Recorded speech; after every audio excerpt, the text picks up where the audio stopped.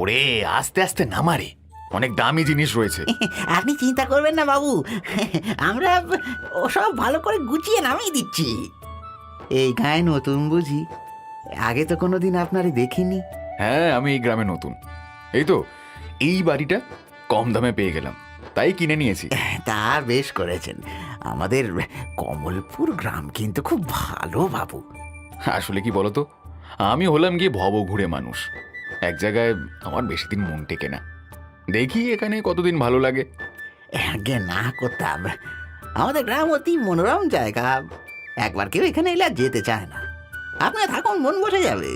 বেশ তো, দেখো না, ওই লোক দুটো একা এত জিনিস নামাতে পারছে না। তুমি যদি একটু হাত লাগাও বড় উপকার হয় ভাই। তোমার যা পারিশ্রমিক আমি সব মিটিয়ে দেবো। কি যে বলেন কর্তা, আমি করে দিচ্ছি। এই বলেই নগেন তাড়াতাড়ি হাত লাগিয়ে মালগুলোকে ভিতরে নিয়ে যেতে শুরু করলো।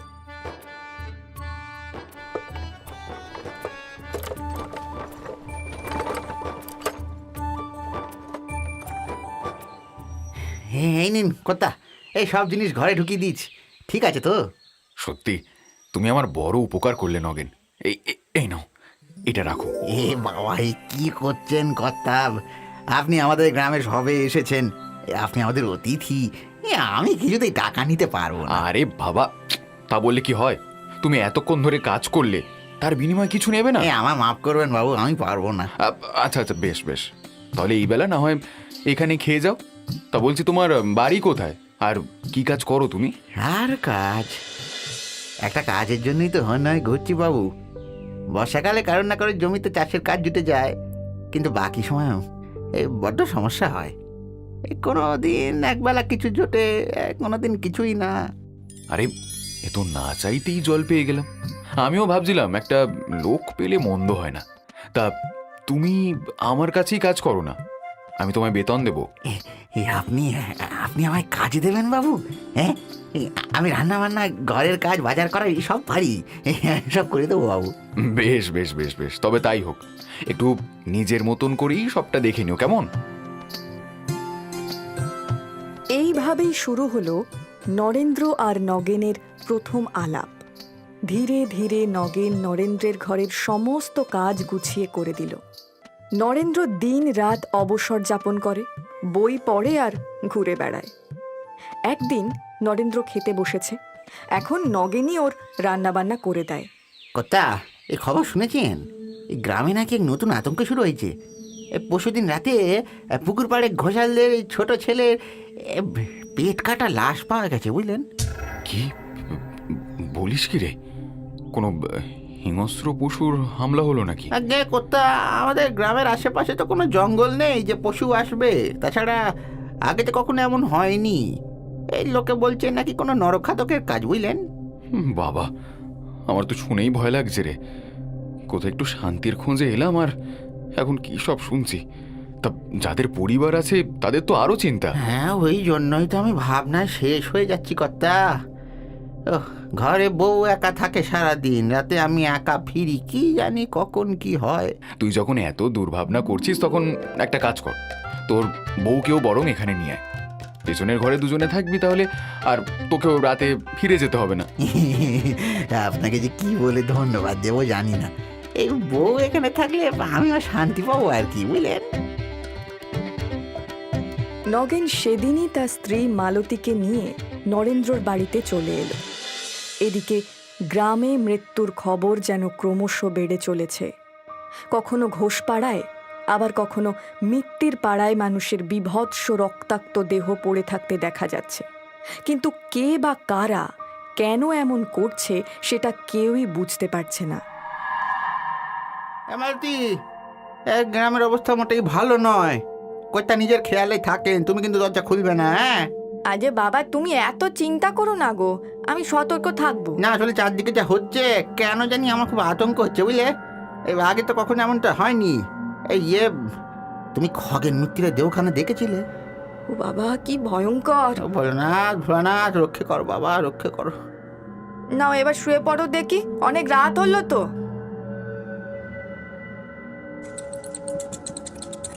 দূরে কোথাও একটা পেঁচার বিচ্ছিরি ডাকে মালতীর ঘুম ভেঙে গেল। মালতী হঠাৎই খুব ক্ষীণ একটা শব্দ শুনে জানলার কাছে এগিয়ে যেতেই দেখল একটা ছায়ামূর্তি বাইরের দরজা খুলে বেরোচ্ছে। চাঁদের এক ফালি আলোয় মালতী দেখল মূর্তির সারা শরীর চাদর দিয়ে ঢাকা। অতি সন্তর্পণে নিঃশব্দে সে বাইরে বেরিয়ে গেল। কর্তাবাবু! মামা, চারিদিকে কি অন্ধকার! এখনো বাড়ি পৌঁছতে প্রায় 1 ক্রোশ পথ বাকি। এদিকে চাঁদের আলো বিশেষ নেই। ভয় যেন প্রাণ শুকিয়ে যাচ্ছে। এই রাত দুপুরে একা একা কোথায় যাচ্ছ হে? কে ওখানে? আমি এই গ্রামেরই বাসিন্দা। তোমাকে দেখে ভাবলাম দুজনে পথ চলা যাবে। ও, আপনি যেন আমার বাঁচালেন। একা একা কি যে ভয় লাগছিল। ভয় লাগছিল? কিন্তু কেন? কিছু হয়েছে বুঝি? ও, আপনি শোনেননি? গ্রামে আতঙ্ক শুরু হয়েছে। এক অজানা কেউ গ্রামের মানুষগুলোকে নৃশংসভাবে হত্যা করেছে। ওই বাবা, সে কি ভয়ঙ্কর দৃশ্য! তার কি দরকার বলো তো এইসব করার? ছি ছি ছি ছি, এ তো ভারী অন্যায়। কিছু আপনি এই গ্রামের বাসিন্দা হলেও কিছু জানেন না। তাছাড়া এত রাতে এইভাবে চাদর মুড়ি দিয়ে যাচ্ছেন কোথায়? এই যাচ্ছিলাম কিছু একটা সন্ধানে, কিন্তু সেটা যে এত সহজে পেয়ে যাব সেটা ভাবিনি। আপনি আপনি কে? তোর জম। চোখের নিমেষে নরেন্দ্রের হাতের ছুরিটা অসহায় লোকটার শরীরে আমূল বিঁধে গেল। লোকটার শেষ আর্তনাদের সাথে সাথেই নরেন্দ্রের মুখে ফুটে উঠল এক পৈশাচিক হাসি। সে নিজের হাতটা ঢুকিয়ে দিল লোকটার শরীরে। একসাথে অনেকটা রক্ত ছিটকে এসে লাগলো নরেন্দ্রের মুখে। এক ফালি চাঁদটাকেও যেন মেঘ এসে ঢেকে দিল। কথা, আপনি কি কাল রাতে বাড়ি থেকে বেরিয়েছিলেন? আমি রাতের বেলা? আমি আবার কোথায় যেতে যাব? কি বলছিস? কথা, আপনার জামায় রক্তের দাগ কেন? তো কি কি রক্তের দাগ? হ্যাঁ, রক্তের দাগ কেন হবে? ও হ্যাঁ, তো আমি ওই বাজারে গিয়ে মাংস এনেছিলাম না, সেটারই দাগ হবে। কিন্তু বাজার তো আমি করি কর্তা, আপনি তো বাজারে যান না। তাছাড়া আপনার জুতোতেও দেখলাম রক্তের ছিটে। এই নগেন, তফসিলদারের মতন প্রশ্ন করছিস কি রে? আমি বললাম তো হয়তো রক্ত ছিটকে এসে লেগেছে। যা, আমার জন্য 1 কাপ চা করে নিয়ে আয়। কি হলো কি? কথাটা কানে যাচ্ছে না নাকি? কাল রাতে মালতী আপনাকে ঘর থেকে বেরোতে দেখেছে বাবু।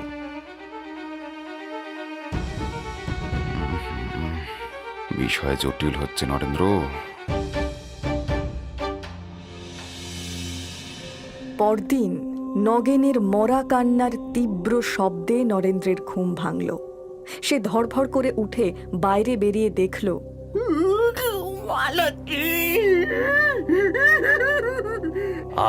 স্বামী স্ত্রীতে বড় ভাব ছিল গো, কি যে সব বোনাস হয়ে গেল।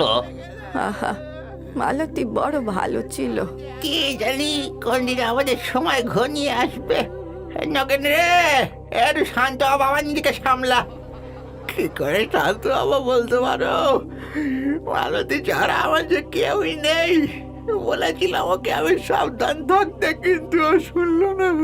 নগেন নগেন, নিজেকে সামলা। তোকে এইভাবে কাঁদতে দেখলে যে মালতী মরেও শান্তি পাবে না রে। শান্ত হ বাবা, শান্ত হ, শান্ত হ।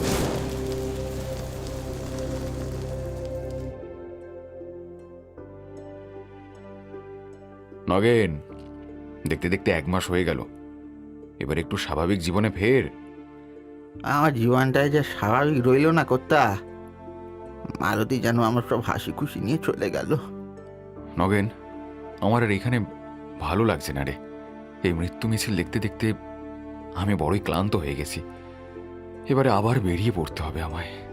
তার মানে আপনি আপনি চলে যাবেন কর্তা? হ্যাঁ নগেন, আমি কালই এই গ্রাম ছেড়ে চলে যাব। আমার আর কিছু ভাল লাগছে না। তো ভাই কর্তা, আমাকে এইভাবে ফেলে যাবেন না। আমি বড় একা হয়ে গেছি। আমি আপনার সঙ্গে ঘুরে বেড়াবো, কিন্তু এখানে থাকতে পারবো না। না না না নগেন, তা হয় না। তুই সংসারী মানুষ। তাছাড়া এই গ্রাম তোর জন্মভূমি, কর্মভূমি। এই গ্রাম ছেড়ে তুই বাঁচবি না। আর মালতীর স্মৃতি, সেসব তো এখানেই রয়েছে। তুই এখানে থাক, ভালো থাকবি। নগেন আর কিছুই বলল না, মাথা নিচু করে রইল। নরেন্দ্র নিজের জিনিসপত্র নিয়ে গ্রাম ছেড়ে বেরিয়ে পড়ল। সময় কাটতে থাকলো নদীর স্রোতের মতো। নগেন তখন করিমপুর গ্রামের মুখার্জি বাড়িতে কাজ করে। মুখার্জি গিন্নি এসে বললেন, নগেন, এই নগেন, এই বলি চিলে কোঠার ঘরটা ভালো করে পরিষ্কার করবে কিন্তু। কতদিনের পুরনো জিনিস পড়ে রয়েছে কে জানে। আচ্ছা গিন্নিমা, আমি সবটা ঝেড়ে মুটে সাফ করে দিচ্ছি।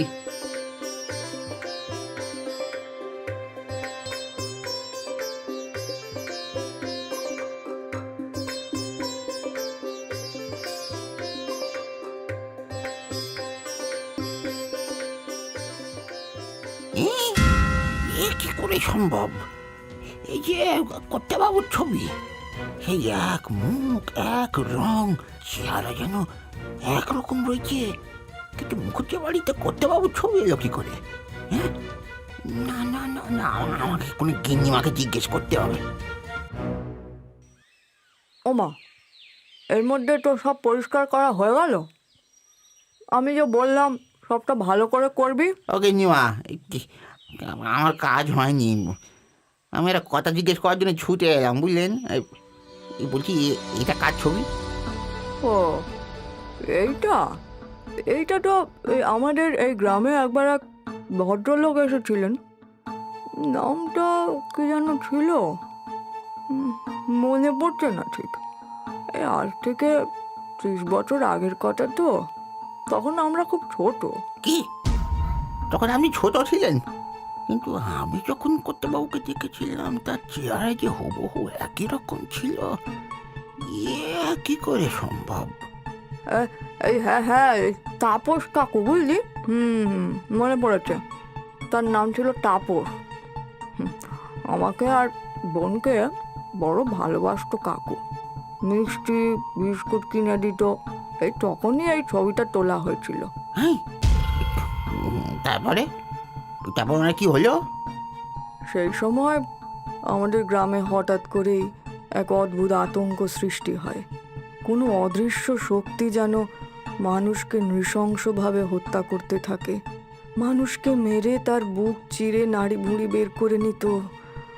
ও বাবা, সে কি নৃশংস! তারপরে? সেই সময় তাপস কাকু আমাদের বড় আগলে রাখতেন, বাইরে বেরোতে দিতেন না। কিন্তু সবই বিফলে গেল। একদিন আমার বাবার রক্তাক্ত দেহ উঠোনে পাওয়া গেল। ও বাবা, কি ভয়ঙ্কর! তারপরে কি হলো গিন্নিমা? এরপরেই তাপস কাকুর মন উঠে গেল। এই নৃশংসতা তিনি আর সহ্য করতে পারছিলেন না। কিছুদিনের মধ্যেই গ্রাম ছেড়ে চলে যান। কিন্তু নগেন, তুই এত কথা জিজ্ঞেস করছিস কেন বলতো? কি? ও কিছু না গিন্নিমা, আমি ঘরটা যাই, পরিষ্কার করে আসছি। কর্তাবাবু আসলে কি করে একজন ব্যক্তি বছরের পর বছর একই রকম থাকতে পারেন? কখনো নরেন্দ্র, কখনো তাপস, না জানি আরো কত রহস্য রয়েছে। না না না না না, ওই মৃত্যুর সঙ্গে নিশ্চয়ই কর্তার কোনো সম্পর্ক আছে, আর সেটা আমাকে জানতেই হবে। আর আমাকে সাহায্য করতে পারে কর্তার এই ছবিখানা। আমি এই ছবিখানা আজই খবরের কাগজে দেব। হ্যাঁ, এটাই একমাত্র পথ। যেমন ভাবা তেমন কাজ। নগেন প্রবল উৎসাহী হয়ে সেদিনই খবরের কাগজের অফিসে গিয়ে নরেন্দ্রর ছবি সমেত বিজ্ঞাপন দিল। নিচে লেখা রইল, এই ব্যক্তিটিকে কেউ চিনলে সত্বর যোগাযোগ করুন। বেশি দিন অপেক্ষা করতে হলো না। কয়েকদিনের মধ্যেই নগেনের কাছে যেন চিঠির পর চিঠি আসতে শুরু করলো। নগেন দেখল কোনো চিঠিতে লেখা, এই চিঠিতে লিখেছে ব্যক্তিটির নাম উজ্জ্বল সাহা। ইনি 10 বছর আগে আমাদের গ্রামে এসেছিলেন। হঠাৎ করেই আসেন এবং হঠাৎ করেই উধাও হয়ে যান। কিন্তু সেই সময় আমাদের গ্রামে হঠাৎ করে অদ্ভুত এক হত্যালীলা শুরু হয়েছিল। ব্যক্তির নাম উদয় মণ্ডল। ইনি বেশ কয়েক বছর আমাদের গ্রামে ছিলেন, কিন্তু হঠাৎ করেই চলে যান। তবে ওই সময় আমাদের গ্রামে এক নৃশংস হত্যাকাণ্ড হয়েছিল, আর তখন এই ভদ্রলোক খুব সাহায্য করেছিলেন। এ ভগবান, এই কি অদ্ভুত কাণ্ড! আমি যে কিছুই বুঝে উঠতে পারছি না। হ্যাঁ, কিন্তু এখন এই লোকটা রয়েছে কোথায়?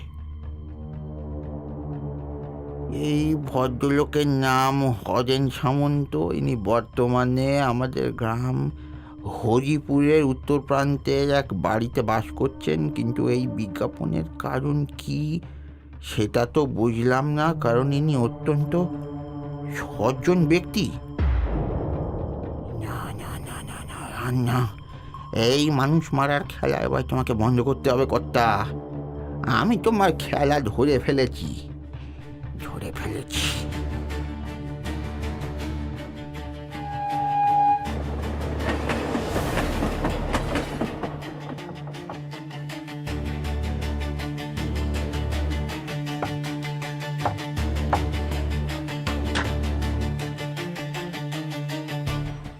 আমাকে চিনতে পারলেন কর্তা? আরে নগেন যে, তুই এখানে? আমার ঠিকানা পেলে কি করে? ইচ্ছে থাকলেই উপায় হয় কর্তা। হ্যাঁ, আপনি আমাকে ভুলে গেছেন, কিন্তু আমি তো ভুলতে পারিনি। তাই তো দেখছি। আয় ভেতরে আয়, বেশ বয়স্ক লাগছে রে তোকে। সময়ের সাথে সাথে বয়স বাড়ায় যে স্বাভাবিক কর্তা, কিন্তু আপনার বয়স যেন আজও থমকে রয়েছে। হ্যাঁ, এই যাই হোক, এই কাছেই এসেছিলাম, খবর পেলাম আপনি এখানে আছেন, তাই চলে এলাম কর্তা। তা বেশ করেছিস। এবারে বস, এত দূর থেকে এলি, একটু শরবত খা দেখি, যা গরম বাইরে। না কর্তা, আমার শরবত লাগবে না। হ্যাঁ ধুর, এতদিন তুই আমার এত সেবা করেছিস, আর এখন আমি তোর এটুকু আতিথেয়তা করতে পারবো না? তাই কি হয় নাকি? নে নে, খেয়ে নে দেখি।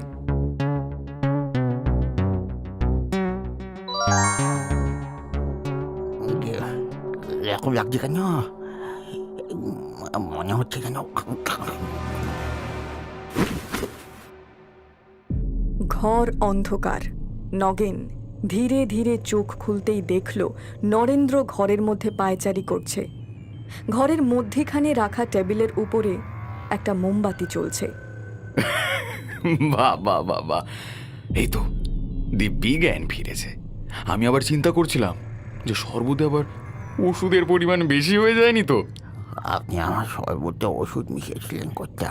হ্যাঁ, নইলে কি করে সবটা জানতাম বল? আমি এতদিনে এত জায়গায় থেকেছি, এত মানুষকে বোকা বানিয়েছি, কিন্তু কেউ কখনো আমাকে ধরতে পারেনি। আর তুই একটা একটা ছোট্ট গ্রামের তুচ্ছ চাকর কিনা আমার ঠিকানা খুঁজে চলে এলি। শয়তান, পাপী অমানুষ! তুই নিজে মানুষগুলোকে খুন করতি। তুই সেই খুনি, তাই না? ঠিক ঠিক ঠিক ঠিক ঠিক ঠিক। আর আর এই উত্তর দেওয়ার জন্য তুই পেয়ে যাচ্ছিস একটা পুরস্কার। কেন কেন এমন করছিস তুই? কিসের জন্য? কি ক্ষতি করেছিল ওরা তোর? হ্যাঁ, কি ক্ষতি করেছিল? ক্ষতি? ক্ষতি কেন করবে? আমার ক্ষতি করা যে অত সহজ নয় রে নগেন। আমি ওকে চেয়েছি ওদের মারতে, বল, কিন্তু কি করব বল? এই মন যে বারবার খেতে চায়। কি খেতে চায় জানিস? মানুষের মাংস খেতে চায়। মানুষের মাংস? কি বলছিস তুই? উন্মাদ হয়ে গেলি? তুই মানুষগুলোকে মেরে তোর তাদের মাংস খেতাম। মানুষের শরীরের এক বিশেষ অংশ আমার বড্ড প্রিয় নগেন, বড্ড প্রিয়। কি অংশ সেটা আমি তোকে বলবো না। জানিস, মানুষের মাংস এত সুস্বাদু যে সেটা খেলে তুই ওই মুরগি, পাঁঠা সব ভুলে যাবি। সত্যি বলছি নগেন, ভুলে যাবি রে। আর মানুষের মাংস খেলে কি হয় জানিস? বয়স থমকে যায়। তার মানে? এই যে আমাকে দেখছিস, দেখ দেখ, আমার বয়স কত জানিস? তা ধর ওই প্রায় 250 বছর। সেই যখন ইংরেজরা এলো এই দেশে, সেই সময় আমার জন্ম। মাঝে কত কিছু হলো, কত বছর গেল, কিন্তু আমি যেমন ছিলাম তেমনই রয়ে গেলাম। আর এর কারণ কি? মাংস। এর কারণ মানুষের মাংস। তুই কি মানুষ নাকি পশু? মানুষ। আমি মানুষ নগেন, আর মানুষই হলো এমন এক প্রাণী যে বিপদে পড়লে সব করতে পারে, সব সব। কেমন কেমন করে আমি এরকম হলাম শুনবি? বলবো তোকে, আমি সবটা বলবো নগেন। সে আজ থেকে প্রায় 300 বছর আগের কথা। তখন আমার বয়স 35 হবে। তখন আমি জাহাজে জাহাজে ঘুরি, রাঁধুনি ঠাকুরের কাজ করি, যা পাই একার পেট চলে যায়।